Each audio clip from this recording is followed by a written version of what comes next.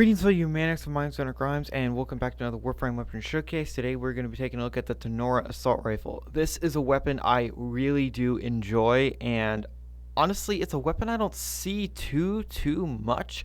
I'm not sure why. It's MR10, and this thing hits really fucking hard. It absolutely obliterates everything, and it's fantastic. I just don't know why I don't see it very often. But this thing has a few oddities about it. Not really oddities, I guess. More just like quirks. So anyway, this weapon is, but before I continue, this weapon I cannot wait for the prime for. The prime of this weapon is probably a year away. Let's be real here, because Octavia Prime has to come out first.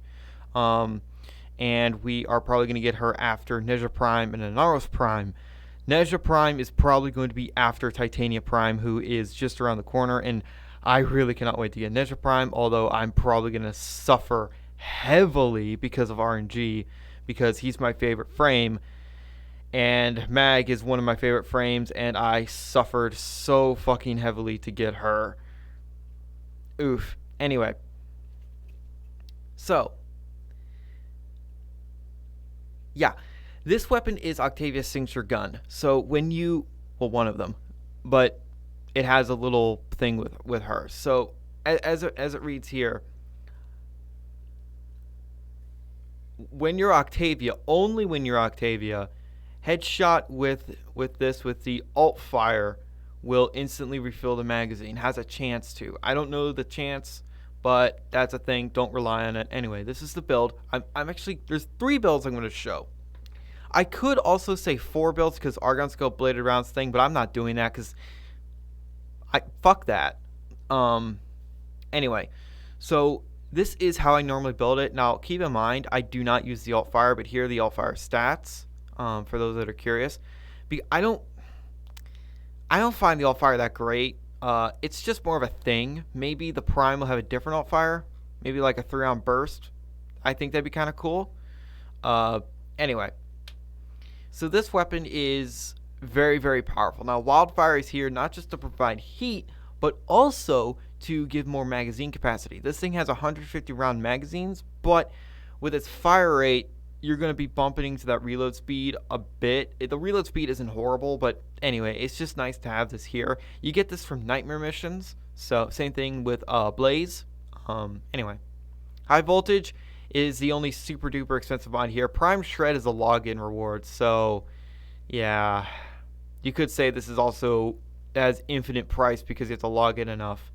You know, you have to be that big of a loser to play this game enough. Anyway, when you start firing this weapon, it's not very accurate, but after just a little bit, it becomes pretty much precise, like 100% precise. Now, from what I see on the ammo counter, it takes about, I'd say about 20-30 rounds to get it to full spool and full accuracy.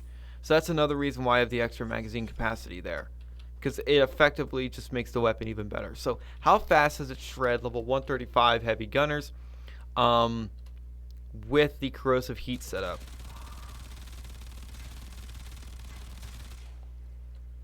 Yeah.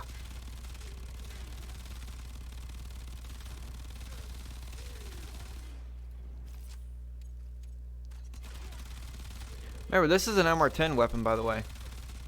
I don't know why it's not very... It's seldomly used. God damn impact. DE will be changed in impact to open enemies up for finishers. Thank God, because this knockover thing is annoying. But yeah, so the alt-fire.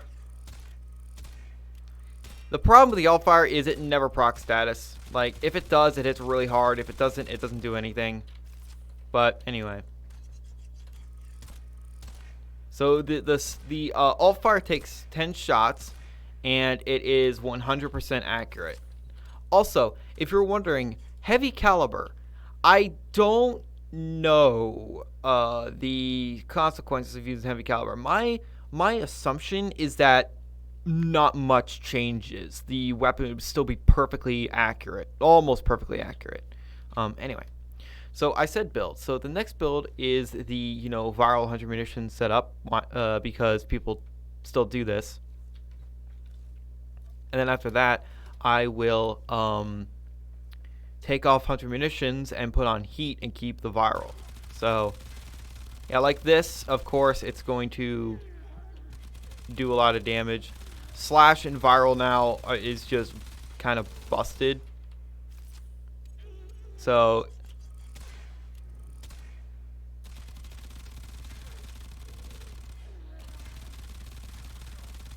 it's the build you would use for like longer survival runs, or if you just want to just have one build that works against everything. Although I think the heat viral will do just fine. So now you have a few options with heat viral. You could use thermite rounds, which will give you more status chance, which is good because it will make you proc more status, of course. But it's an assault rifle.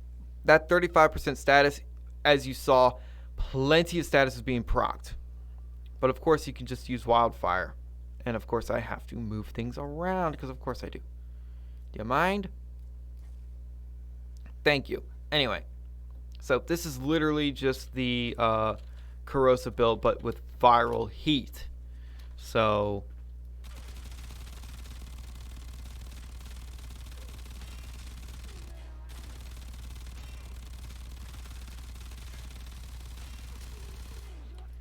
you be the judge which one you want to use. I'd say they're almost the same. The slash is probably a little bit stronger just because how slash is. But heat doesn't really have a limit on how many procs you can get. I don't think slash does either, but you know. Yeah, as you can see, this weapon, man, it rips and tears. It just does not fucking care. And because it's so goddamn accurate at full spool, you can easily headshot enemies from like down the hallway or from a really long distance. And it's honestly very, very nice. I really do love this rifle. I wish more people would use it, damn it, because it's fucking great. Also, it spools up and the barrel spins like a goddamn chain gun. What's not to love about that? Is the Tonora Prime gonna have 3 of those or 2 of those? That'd be kind of cool. Remind me of a weapon from Turok. Anyway, you know what we gotta do now? We gotta take on Mirage, and then we got to go crazy. Like, this is just for funsies, and then after this, I'm going to spawn in normal level enemies, and we will proceed from there. Now, of course, yeah, Mirage. Mirage does her thing. Now I'm gonna delete this guy with the all fire. How about we hit him? I think that was 100,000 damage. No, that was 13,000. I'm dumb. Anyway, I'm going to spawn in normal level enemies, and I'm just gonna pick Nezha for this. I'm not even gonna turn on invincibility because it won't even matter because Nezha. So I'm gonna spawn in a group, well, large squad of level 80 enemies, and they're all going to be Grenier, and I'm going to be using the viral build. Then I'll also show the corrosive build, and then I'll show the viral slash build. So I'm just going to spawn in some of these dudes. I'm not very consistent when it comes to spawning these dudes in, I know. I really wish I could set presets of what I want spawned in. Maybe with the new Simulacrum we'll be able to. Yes, the new Simulacrum is coming, and I really cannot wait because I'm tired of this one because fucking falling off the edge and shit is annoying. So, of course, we got to spawn in our resident fucking Nox over here. Let's just spawn in. The rest is troopers. Okay. So, this is the viral heat build. So, yep, obliterated. Now, Noxes have damage reduction, so that's why it took a little while to kill him. You don't need to zoom in with this weapon at all. It stays accurate even if you're not zoomed in, just so you know. Yeah. Nezha plus shield gating. Yeah, that's a thing.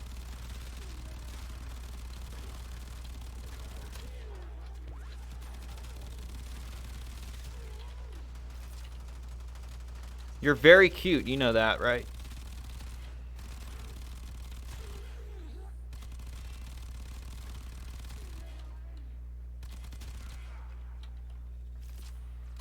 I'm gonna delete this bitch with the I'll fire. Does it one shot these guys? Yep. So yeah, the All-Fire is strong. It will one-shot some enemies, but others it won't. My personal advice, don't wait, one left. You get the point.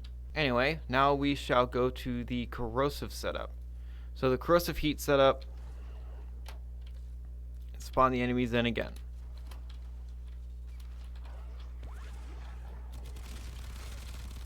Target the Nox first.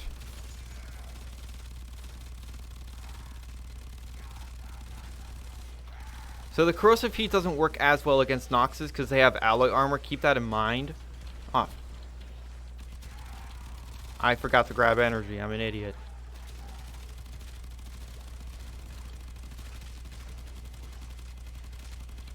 Finally, damn. So yeah, the corrosive heat build, it works very, very well, but the thing is, to be more universal against Grineer and not just heavy gunners and certain lighter units, the viral will work a lot better, especially now that status is changed. But yeah.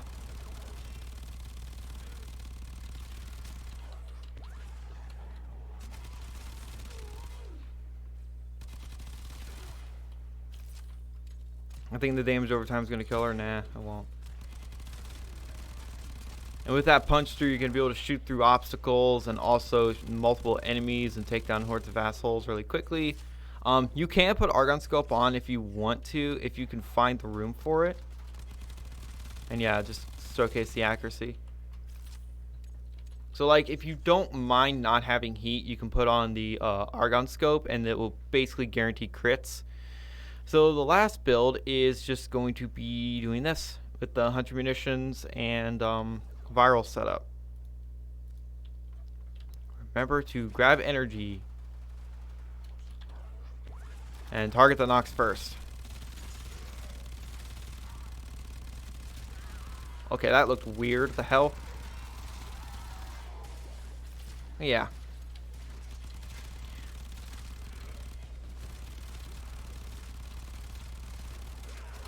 Of course, there's a few things I could be doing. I could have corrosive projection on, but I don't actually have the slot polarity for that. Yes, I don't use Auriformes. I really don't use them.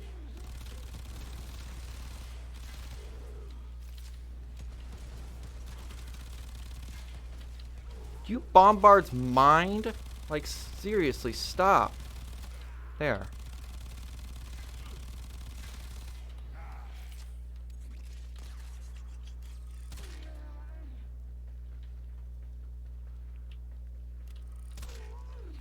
Yeah. So, basically...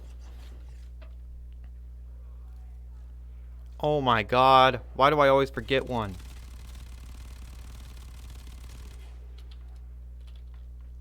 Are y'all dead? Good. Jesus. Anyway, so basically, the Tenora is an absolutely fantastic weapon. It is super duper good.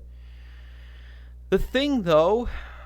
I really don't understand why it's so seldomly used. It really should be one of those weapons that I think a lot of people should be using. I'm just doing this for whatever. Anyway, this is an MR10 weapon. You get this in the Tenno lab in a clan dojo, and it's not too terribly difficult to craft. The materials you need aren't annoying or anything. It's MR10, it hits hard, it's basically the Soma, but better. It's the better Soma.